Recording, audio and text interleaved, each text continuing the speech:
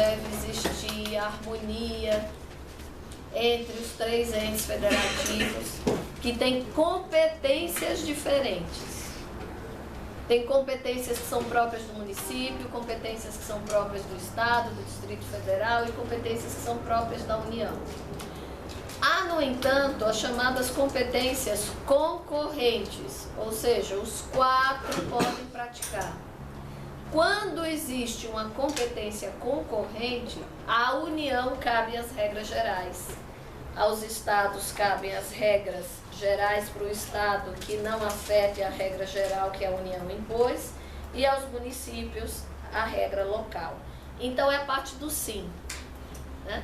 Embora o Pacto Federativo implique em equilíbrio entre esses entes federativos, quando se trata de competências concorrentes, cabe à União a regra geral. E quando ela coloca a regra geral, estados e municípios não podem legislar contra a regra geral. Então é um tipo de superioridade? É um tipo de superioridade. Além disso, existem determinados institutos jurídicos em que o chamado órgão maior pode realizar em relação ao órgão menor. Tombamento é um exemplo. A União pode tombar um bem de um município? Desculpa, eu estou falando tombamento, é desapropriação que eu quero dizer. Não é tombamento, desapropriação. A União pode desapropriar um bem de um município? Pode. O município pode desapropriar um bem da União? Não. Que diz a teoria geral do direito? Que o ente maior pode desapropriar do ente menor. Ok. Mas há uma parte da teoria do direito administrativo que fala o seguinte: considerando o Pacto Federativo que está na Constituição Federal, não, porque haveria um desequilíbrio. A maioria diz que sim, uma partezinha diz que não. Então, essa discussão entre hierarquia da União, Estado, municípios e Distrito Federal é uma discussão da teoria que tem como doutrina majoritária a regra de que não há hierarquia, o que há é diferenciação de competências. E que quando as competências são concorrentes, aí sim cabe à União a regra geral. Tá? Vocês lembram qual é a característica do Distrito Federal? Vocês estudaram isso constitucional?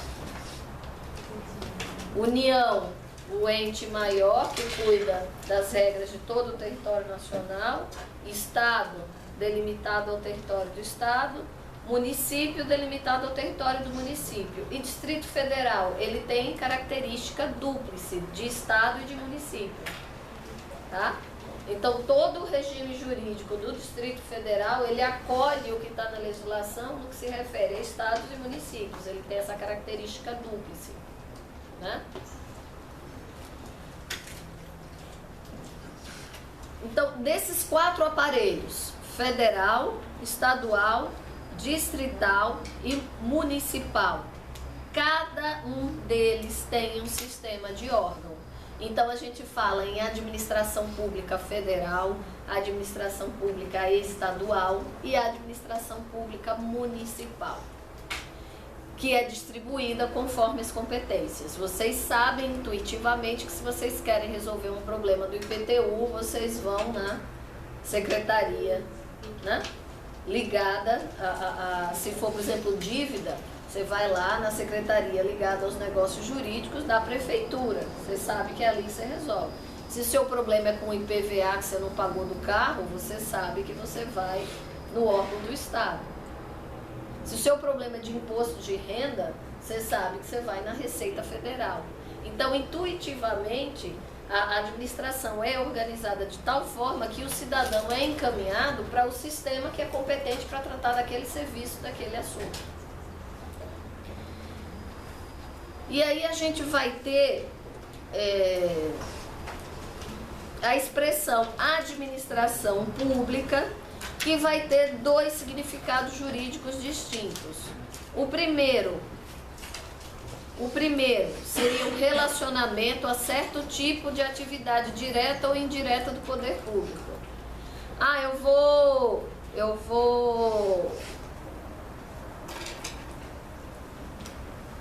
Vamos voltar para o imposto de renda. Eu vou resolver lá no imposto de renda que eu estou com o meu CPF bloqueado. não declarei, fala. Pode repetir a frase que você disse antes? A expressão administração pública pode possuir dois significados jurídicos distintos. O primeiro seria o relacionado a certo tipo de atividade direta ou indireta do poder público. Tá? Então você olha assim, não, isso daí é com a administração. Geralmente a gente usa essa expressão, né? Quando eu vou resolver um assunto, que é um assunto que você sabe que você tem que resolver com o Estado, você fala, não, eu vou resolver com a administração. Nem falo pública, fala, vou resolver com a administração. Você sabe que indo ao Estado você vai receber aquele determinado tipo de atuação, porque é um dever do Estado. E aí tem o sentido material ou objetivo, né? Também chamado de funcional ou externo. Você sabe que aquele tema você trata com o Estado e que outro tema você vai tratar com o setor privado. Determinados temas você trata com o Estado, determinados temas você trata com o setor privado. Estou precisando comprar uma casa, né? Se você tem dinheiro, eventualmente você não vai pensar em financiamento, né? Público, nem privado. Se você não tem dinheiro, você tem duas opções. Você vai num banco privado fazer um financiamento ou você vai a um banco público fazer um financiamento. Se você tem baixa renda, você sabe que o único caminho que você tem para fazer esse financiamento é público. Então, há uma série de atividades que a gente faz no dia a dia e que a gente escolhe o caminho para ir. Saúde, você pode contratar um plano de saúde ou você pode ir para um atendimento no SUS. Ou você vai lidar com a administração ou você vai lidar com o setor privado. Tributos, pagar tributos, não tem jeito de você fazer isso com o setor privado. Você vai fazer sempre com a administração pública. Votar, não tem jeito de você fazer isso com o setor privado. Você vai fazer sempre com o setor público. Fui processado e preso. Por enquanto, não há privatização. Quer dizer, tem um modelo de parceria, não de privatização, mas parceria no Brasil de sistema prisional. Se não me engano, é Mato Grosso. Mas quem que determina a prisão e quem que executa a prisão? O Estado. Então, há determinados assuntos que você sabe que você vai tratar com o Estado. Há outros assuntos que você tem a possibilidade de tratar com o Estado ou com o particular. E há outros assuntos que você só vai tratar com o particular. De outro lado, existe um sentido para a administração, que é o chamado sentido orgânico, subjetivo, formal ou interno, né? Que está ligado ao órgão, não à função de ser do Estado ou não ser do Estado, mas ao órgão. Você chama de administração pública o órgão. Você chama a Universidade de São Paulo de administração pública. A Universidade de São Paulo é um órgão dentro da administração pública, mas você olha para a USP e olha para ela e fala, não é administração pública.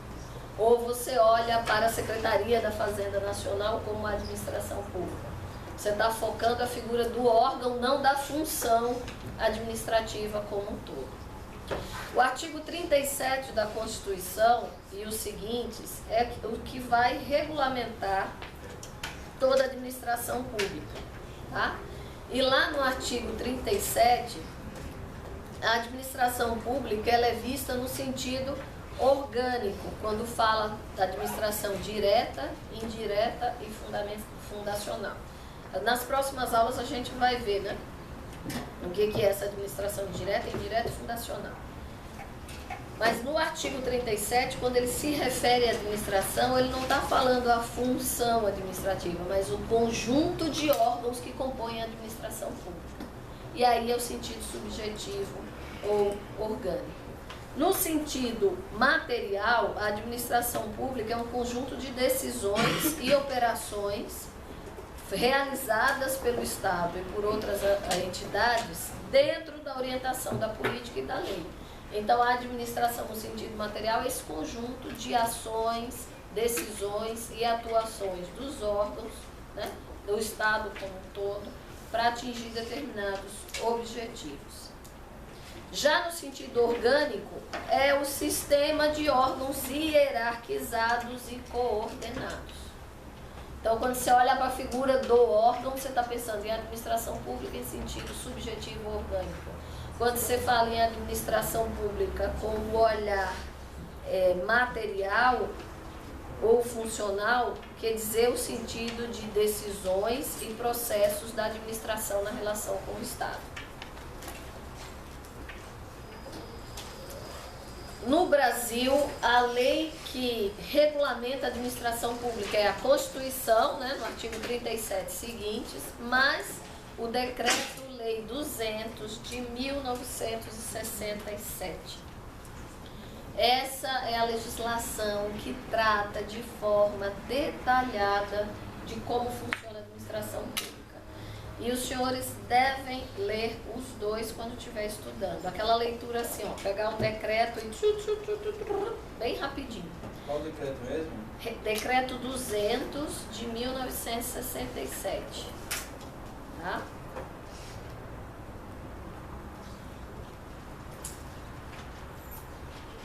Além disso, tem a Lei 10.683 de 2003.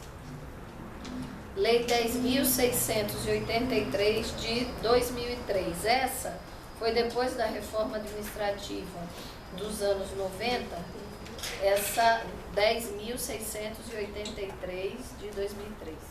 Essa daí foi da reforma administrativa dos anos 90, que gerou uma reorganização da administração da Presidência da República e dos ministérios. E essa lei, óbvio, quando aumenta ministério, diminui ministério, ela vai tendo as alterações, tá? Mas o Decreto-Lei 200 de 67 é a principal norma sobre organização da administração pública no Brasil. Embora ela se destinasse a organizar a administração pública no nível federal, por isoformismo, ela adquiriu um aspecto de regra geral de administração pública. E os seus princípios norteadores e as principais regras são replicadas tanto para o Estado quanto para o município. Tá? Lá tem os princípios gerais da organização da administração pública. E que princípios são esses? Quando a gente fala em administrar, a gente está falando em 5 grandes atividades.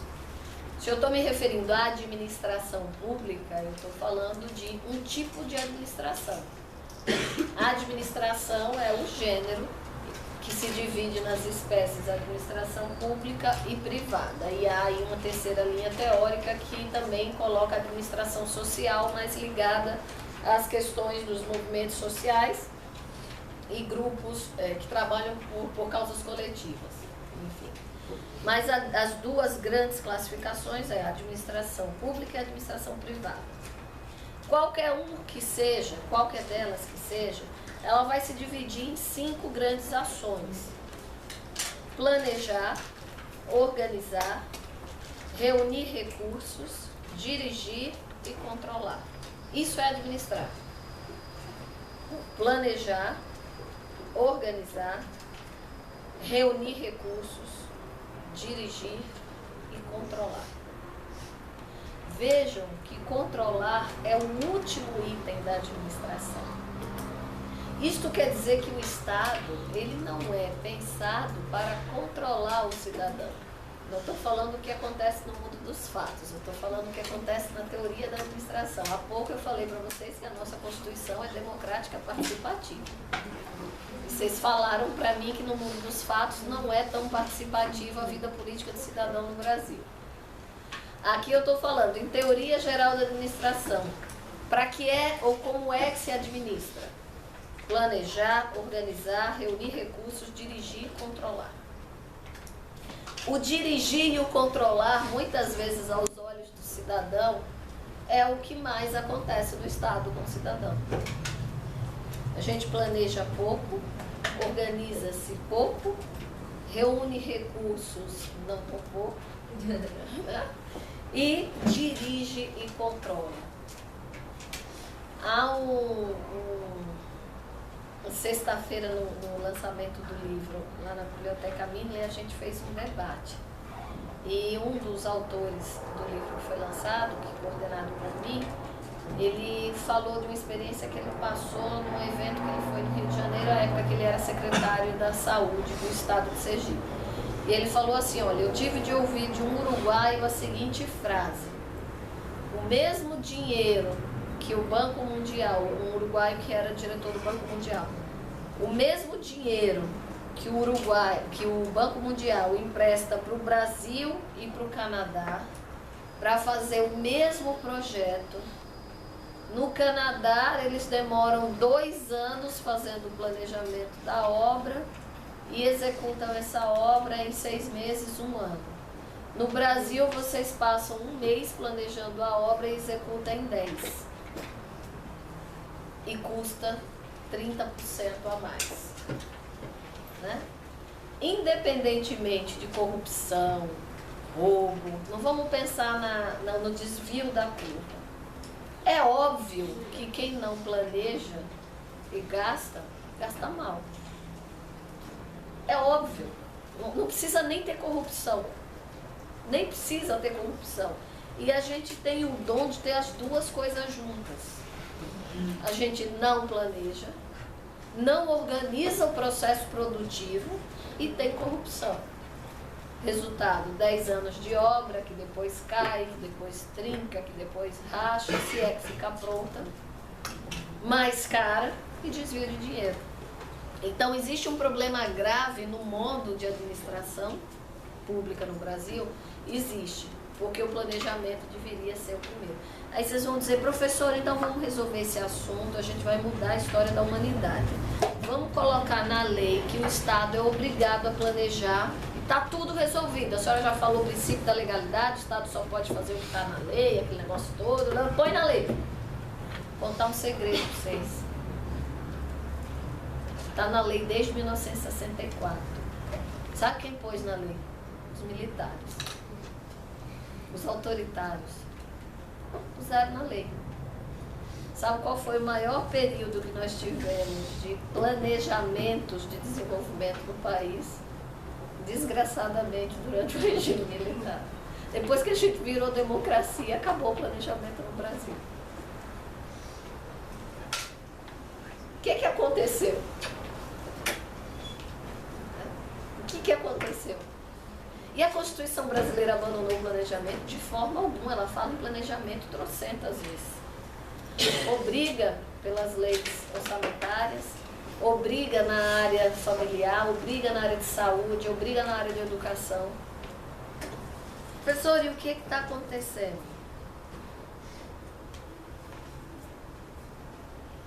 Direção e controle se sobrepõe a planejamento e reunir recursos, direção e controle se sobrepõe a planejamento e organização. Então, nós temos na lei o dever? Temos. Tem os mecanismos de controle previstos na lei? Temos. E por que não está funcionando? Talvez esteja faltando aquela chavinha do controle social, não regulamentado pelo Estado, mas que pressiona as ações do Estado. Talvez esteja faltando aquela chavinha que somos nós. É engraçado que a gente vive na sociedade por uma coisa muito interessante. A gente briga pela democracia, a gente briga pela eleição para votar, a gente briga pela democracia direta no discurso, mas dificilmente somos capazes de sair da nossa zona de conforto para atuar na polis.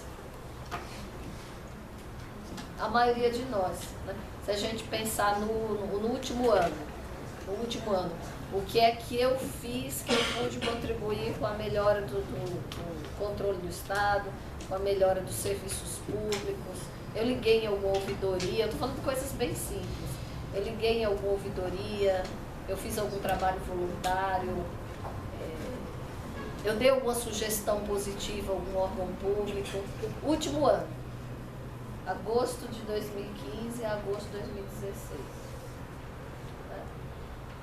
99% de nós não terá feito nada além de reclamar e exigir a tal da democracia participativa. E eu tenho que contar um segredo: democracia participativa para participar, está lá na lei.